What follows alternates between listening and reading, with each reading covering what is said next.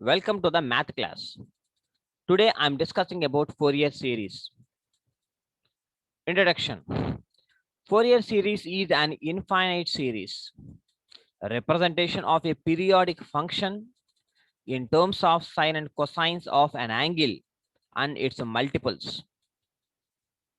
That means ఈ Fourier series అనేది ఒక ఇన్ఫైనైట్ సిరీస్, ఒక పీరియాడిక్ ఫంక్షన్స్ మీద ఇది సైన్ ఒక కాస్ ఇవన్నీ రిపీట్ అవుతూ ఉంటాయి. ఒక పీరియాడిక్ ఫంక్షన్ దాని మీద మనము of an angle and it's multiples దాంట్లో మనం యూస్ చేస్తాం అనమాట. It is useful to solve ordinary and partial differential equations, particularly with periodic functions appearing as non-homogeneous terms. That means, suppose the given function f of x is defined in the interval minus pi comma pi or 0 comma phi or any interval can be expressed as a trigonometric series as f of x is equal to a naught by 2 plus summation n is equal to 1 to infinity a n cos nx plus summation n is equal to 1 to infinity bn into sin nx, where here a's and b's are constants within a desired range of values of the variable. Such a series is known as the Fourier series for f of x. Here we observe that a naught and an and bn are called Fourier coefficients of f of x. Fourier coefficients of f of x. Here, one more definition: periodic function. A function f of x is said to be period of t, or to be period capital T that is greater than 0 if for all real numbers x. That is, f of x plus t is equal to f of x, and t is the least of such values. ఇక్కడ చూడండి, periodic function అంటే ఒక time, ఒక particular ఒక period తీసుకోండి, ఇక్కడ నుంచి ఇక్కడ దాకా ఉండాలని. F of x is equal to దాన్ని సమ్ పార్ట్స్గా డివైడ్ చేసుకుంటే f of x plus t ఇక్కడికి వచ్చేసరికల్లా 2t and x plus 3t 4t and 5t and so on. ఎక్కడ దాకా అంటే మనం ఎక్కడ వాల్యూ ఎక్కడ వరకు ఇచ్చుకుంటామో అక్కడ దాకా మనకి ఒక పీరియడ్ అనమాట. ఇక్కడ నుంచి ఇక్కడికి, ఇక్కడ నుంచి ఇక్కడికి, ఇక్కడ నుంచి ఇక్కడికి, ఇట్లా అని. ఒక గ్రాఫ్ తీసుకుంటే 0 నుంచి 2కి, 2 నుంచి 4కి, 4 నుంచి 6కి, 6 అంటే ఈవెన్ నెంబర్స్ లాగా వెళ్తుంది. Then t is called the period of the function f of x. And even function, a function f of x is said to be even, then f of minus x is equal to f of x. ఏదైనా ఒక function తీసుకుంటే ఎక్స్లో మనము some negative వాల్యూని కనుక substitute చేస్తే ఆ value positive రావాలి. ఇప్పుడు for example cos of minus theta is equal to cos theta, ఇది పాజిటివ్ వచ్చింది, కానీ ఇక్కడ ఏముంది cos of minus theta is equal to ఉంది, కాబట్టి that is the cause theta. Even functions ఎప్పుడైనా సరే మనకి రెండు ఉంటాయి, ఒకటి కాసుల్లో సీకెంట్లో అనేది రెండు ఈవెన్ ఫంక్షన్స్ ఉంటాయి. Secant of minus theta is equal to secant theta, this is also a positive అంటే even function. And odd function, a function f of x is said to be odd, then f of minus x is equal to minus into f of x for all x. For example, sin of minus theta is equal to minus sin theta, అంటే x వాల్యూలో మన negative వాల్యూని substitute చేస్తే we get negative value minus sin theta. And one more example, tan of minus theta is equal to minus tan theta, minus tan theta. This is also an odd function. And one more definition, Euler's formula. The Fourier series for the function f of x is in the interval c less than or equals to x less than or equal to c plus 2 pi is given by f of x is equal to a naught by 2 plus summation n is equal to 1 to infinity an cos nx plus bn sin nx, where a naught is equal to 1 by pi into integral c to c plus 2 pi into f of x into dx. An is equal to 1 by pi integral c to c plus 2 pi f of x into cos nx into dx, and bn is equal to 1 by pi integral c to c plus 2 pi f of x into sin nx into dx. These values of a0, an and bn are known as Euler's formula. ఇక్కడ మీకు observe చేస్తే this is the main formula. f of x is equal to, this is the main formula. And ఇక్కడ మీరు observe చేస్తే a0 అనేది ఒకటి ఉంది, an అనేది ఒకటి ఉంది, bn ఒకటి ఉంది. వాడు మనకి ఇచ్చిన ఇంటర్వెల్ ఏదైతే ఉందో అది అబ్జర్వ్ చేసుకోవాలి. ఇక్కడ interval c comma c plus 2π అనే ఒక ఇంటర్వెల్ ఇచ్చాడు. ఆ ఇంటర్వెల్ బేస్ చేసుకొని ఈ ఫార్ములా రాశారనమాట. ఇక్కడ చూడండి, a0 is equal to 1 by pi integral c to c plus 2π f of x into dx. This is the a0, అంటే ఇది a0 కి ఫార్ములా.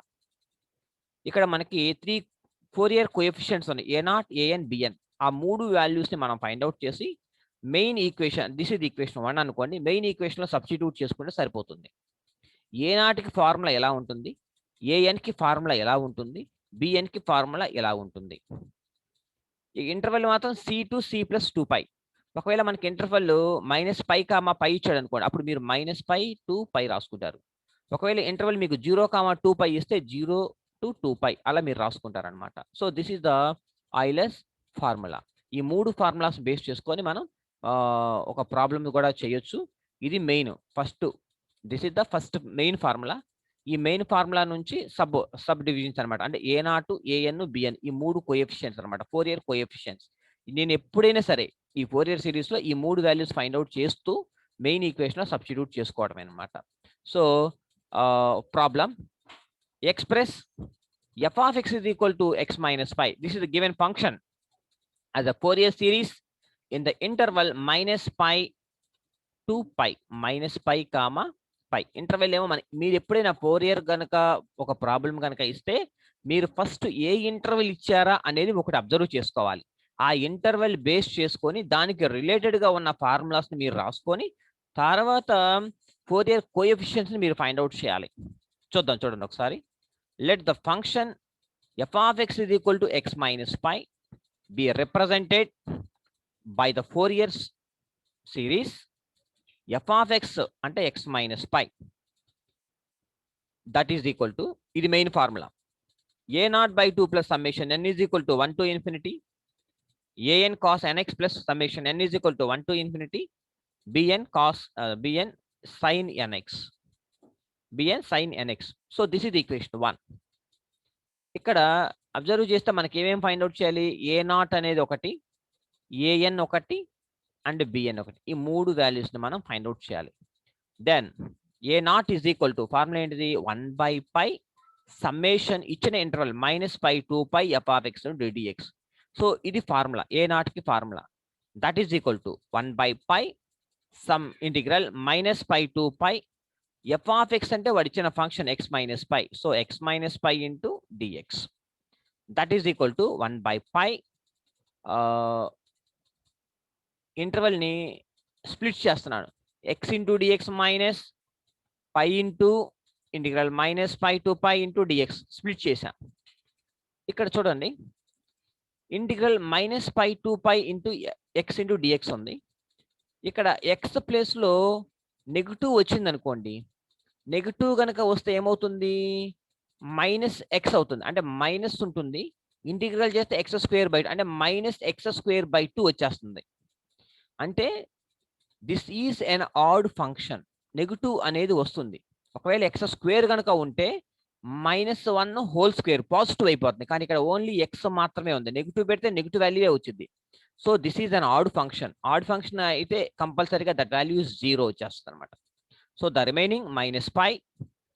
ఇప్పుడు ఇక్కడ ఎందుకు ఇంటూ 2 ఎందుకు పెట్టాను అంటే, ఇక్కడ ఇంటిగ్రల్లో -π to π ఉంది, అంటే negative value to positive value ఉంది. ఈ నెగిటివ్ వాల్యూని రిమూవ్ చేయాలి అంటే లోయర్ లిమిట్ నెగిటివ్ వాల్యూ నుంచి 0కి కన్వర్ట్ చేయడం కోసం 2తో మల్టిప్లై చేశారు. So 2 into integral 0 to π into dx.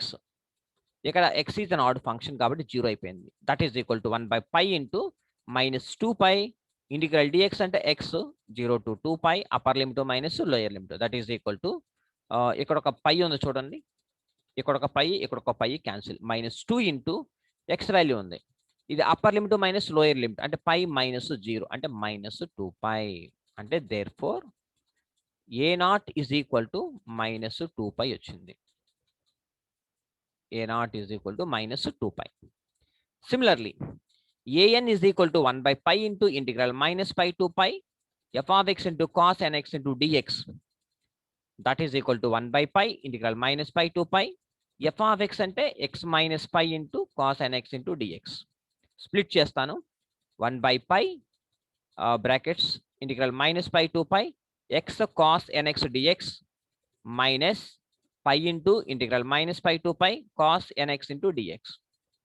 ఇక్కడ చూడండి x cos nx నేను x ప్లేస్ లో నెగిటివ్ వాల్యూ కనుక పెట్టాను అనుకోండి -1 పెట్టాను అనుకోండి సపోజ్ x ప్లేస్ లో -1 అలాగే ఉంటుంది. ఇక్కడ కాస్ ఆఫ్ n -1 అంటే cos of minus theta is equal to cos theta. ఇది నెగిటివ్ ఉన్నా కూడా ఇక్కడ పాజిటివ్ అయిపోతుంది. Cos of minus theta is equal to cos theta అవుతుంది.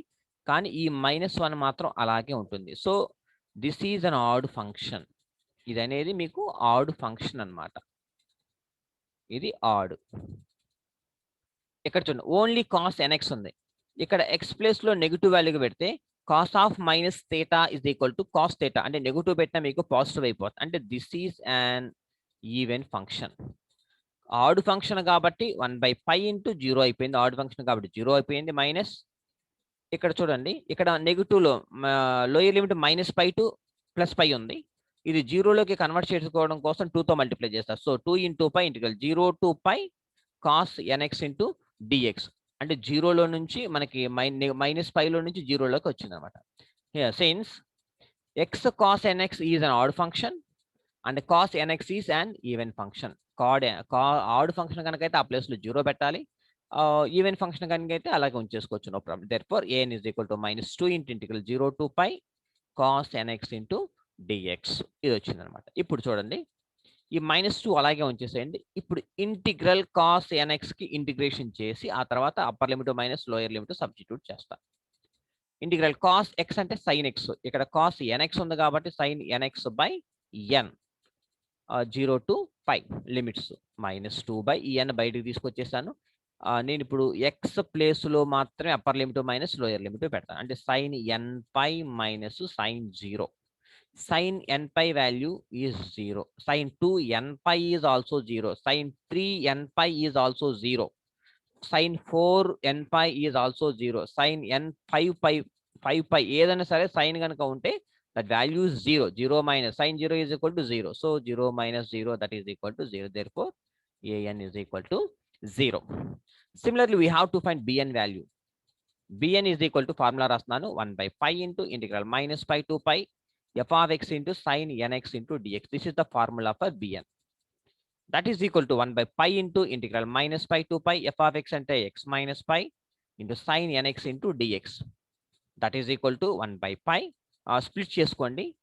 Integral -π to π x into sin nx into dx minus π into integral -π to π sin nx into dx.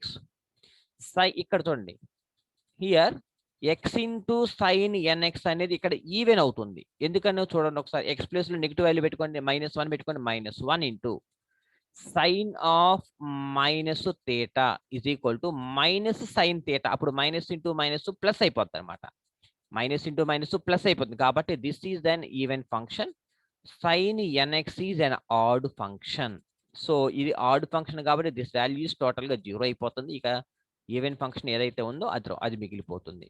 That is equal to 1/π into ఇక్కడ 2 ఎందుకు రాసామంటే lower limit -π ఉంది. So 0లోకి convert చేసుకోవడం కోసం 2తో multiply చేశాను. Integral 0 to π x into sine nx into dx -π into 0. So ఎందుకు వచ్చింది 0? Odd function కాబట్టి. Therefore bn is equal to ఈ 2 బయటకు తీసుకొచ్చేసేయండి 2/π integral 0 to π x sin nx into dx. ఇప్పుడు నేను ఇక్కడ బ్రాకెట్ వదిలాను. ఎందుకు వదిలేసాను ఒకసారి చూద్దాం. ఇక్కడ నేను బై పార్ట్స్ వాడాలి. బై పార్ట్స్ ఫార్ములా వాడాలి. అది ఎలాగో ఒకసారి జాగ్రత్త. ఈ 2/π అలాగే ఉంచండి. Upper limit minus lower limit అలాగే ఉంచండి 0 to π. ఇప్పుడు నేను ఇదొక ఫంక్షన్, ఇదొక ఫంక్షన్. దీనికి బై పార్ట్స్ ఎలా వాడుతున్నాను చూడండి. ఫస్ట్ ఫంక్షన్ ఏదైతే ఉందో దాన్ని ఇక్కడ రాసేయండి. ఫస్ట్ ఎక్స్, కొంచెం గ్యాప్ ఇవ్వండి. ఫస్ట్ దానికి ప్లస్ ఎక్స్, తర్వాత కొంచెం మైనస్ ఇవ్వండి. మైనస్ రాసి ఈ ఎక్స్కి డెరివేటివ్ ఇక్కడ రాయండి, అంటే 1. తర్వాత కొంచెం గ్యాప్ ఇచ్చి ప్లస్ పెట్టండి. ఒకటి ప్లస్, ఒకటి మైనస్, ఒకటి ప్లస్. మళ్ళీ ఈ 1కి డెరివేటివ్ ఎంత? 0. ఓకేనా? 0 వచ్చేసింది కాబట్టి ఆపేసేయండి. నేను ఫస్ట్ ఇక్కడ ఏం చేశాను చూడండి, డెరివేటివ్ రాసేటప్పుడు ఇక్కడ ఉన్న వాల్యూని ఫస్ట్ ఫంక్షన్ ఏదైతే ఉందో ఎక్స్ అనే ఫంక్షన్ ఇక్కడ రాసేసాను. సెకండ్ ఫంక్షన్ రాసేటప్పుడు ఇక్కడ నుంచే ఇక్కడ ఏదైతే ఉందో దానికి ఇంటిగ్రేషన్ కట్టి ఇక్కడ రాయండి.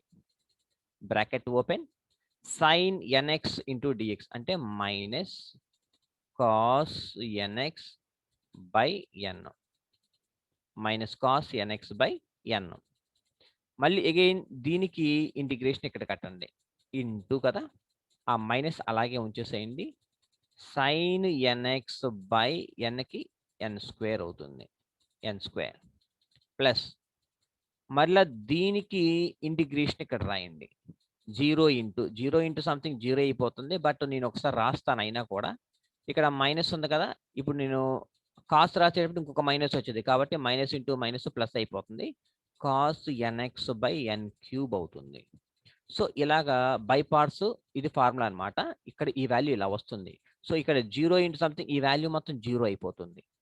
2/π ఇంటూ ఈ మైనస్ ముందు రాశాను, ఇప్పుడు అప్పర్ లిమిట్ పెడుతున్నాను. ఎక్స్ ప్లేస్లో upper limit minus pi into cos nπ by n. ఇక్కడ ఏదైతే ఫంక్షన్ ఉందో ఆ ఫంక్షన్లో అప్పర్ లిమిట్ పెట్టాను. Minus lower limit, minus lower limit పెడితే ఎక్స్ వాల్యూ 0 కదా, 0 ఇంటూ సంథింగ్ మొత్తం 0 అయిపోతుంది కదా, అందుకని ప్లస్ 0. తర్వాత ఇక్కడ -1 ఉంది కాబట్టి minus upper limit sin nπ. Since sin nπ is equal to 0 కాబట్టి టర్మ్ అంతా 0 అయిపోతుంది. ప్లస్ 0 ఇంటూ సంథింగ్ టోటల్గా 0 అయిపోతుంది. సో ఈ వాల్యూ మొత్తం 0. ఈ మైనస్ బయటకు తీసుకొచ్చేస్తే minus 2/π into cos nπ that is equal to ఇక్కడ ఒక -1 ఉంది. కాస్ nπ అంటే వాల్యూ ఎంత? Since cos nπ is equal to -1 whole power of n. కాబట్టి ఈ కాస్ nπ ప్లేస్లో -1 హోల్ పవర్ ఆఫ్ n పెట్టాను. Minus 2/π 2/π cos nπ by n కదా. ఓకే, ఇక్కడ ఉన్న n బయటకు వచ్చేసింది. ఇక్కడ ఒక పై, ఇక్కడ ఒక పై క్యాన్సిల్ అయింది, n బయటకు వచ్చింది. అంటే ఈ పై ఉండదు ఇంకా, ఇది n. So -2/n -1 whole power of n. So ఇక్కడ మైనస్ అంటే -1 కదా అని అర్థం, కాబట్టి 2/n ఇంటూ ఇక్కడ మైనస్ అంటే -1, ఇక్కడేమో -1 హోల్ పవర్ ఆఫ్ n అంటే -1 బేసెస్ ఆర్ ఈక్వల్ అయితే powers must be added. So -1 into whole power of n plus 1 for all n is equal to 0, 1, 2 and so on. So bn కూడా మనకు వచ్చేసింది. Substituting all the values of a0, an, bn in equation 1, we get the required Fourier series for f of x in the interval -π, π. f of x అంటే ఎంత మనకి equation 1లో x minus pi that is equal to a0/2. a0 అంటే మనకు ఎంత వచ్చింది? a0/2 కదా, -2π వచ్చింది మనకి అక్కడ. సో -2π/2 అంటే -2π/2 అంటే 2 క్యాన్సిల్ అయితే -π ఉంటుంది. So -π plus summation is equal to 1 to infinity. an value మనకి ఎంత వచ్చింది? an ఇంటూ కాస్ nx అంటే an వాల్యూ మొత్తం 0 వచ్చింది కాబట్టి 0 ఇంటూ సంథింగ్ మొత్తం 0 అయిపోయింది. ప్లస్ సమ్మేషన్ bn లో ఉంది మనకి n is equal to 1 to infinity bn value ఇది వచ్చింది అనమాట మనకి. పైన చూస్తే ఈ వాల్యూ అంటే -1 whole power of n plus 1/n+1 into 2/n into sin nx, ఇది bn వాల్యూ. ఈ sin nx ఏమో ఫార్ములాలో ఉంది.